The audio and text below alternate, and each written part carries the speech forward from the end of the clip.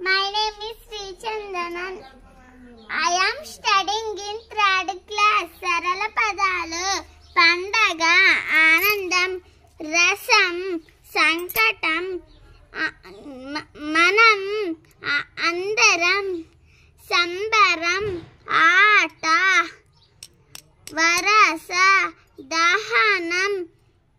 గుణింత పదాలు సెలవులు, బడి అంతా, కోలాహలంగా, ఇంతలో, కవిత, టీచర్, రేపటి నుండి, కథ, ఎవరెవరు. ద్విత్వాక్షర పదాలు పిల్లలు, ఇచ్చారు, ఉన్నది, అక్కడికి, వచ్చింది, ఎక్కడెక్కడికి, వెళ్తున్నారు, సెలవుల్లో, అమ్మమ్మ,